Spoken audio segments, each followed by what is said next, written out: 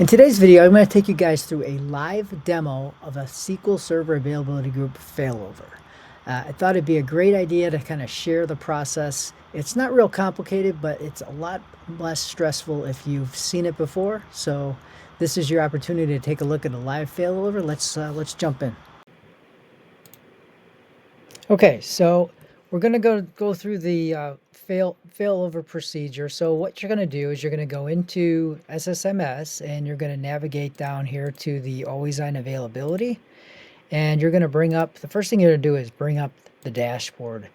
And what I like to do is check to make sure that everything is all green here. So we want to make sure that we are replicating and that everything is in sync, every database. So there's quite a few databases in this availability group and they're all synchronized. Now, the other thing you want to do, this particular availability group is already in synchronous mode.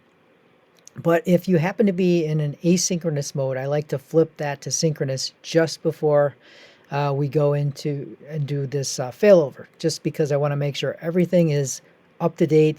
Everything's being, all the transactions are being committed on both sides at the same time, and there's not going to be anything missing. So that's the only thing that I really would recommend if you've got a availability group that happens to be in async mode. So now we're ready to do our failover. So this is real simple.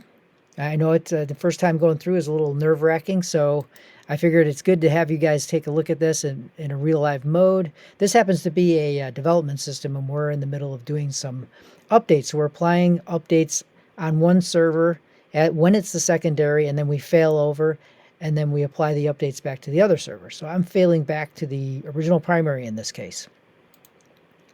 So here, I'm just coming in. It's going to ask me to connect. So I'm going to connect to what is the secondary at this point in time. And all I got to do is push the finish, and now it's going to initiate the failover from the current primary to what's working as the secondary. And that's it. It's done here. The only other thing I would recommend you do is check from the status of the primary, which is this other server here. Let's bring up the dashboard from here.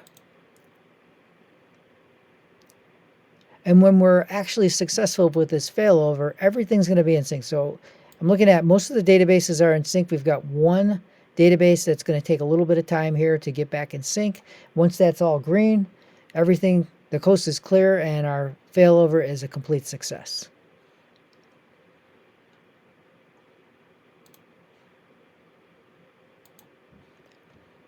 And there you go.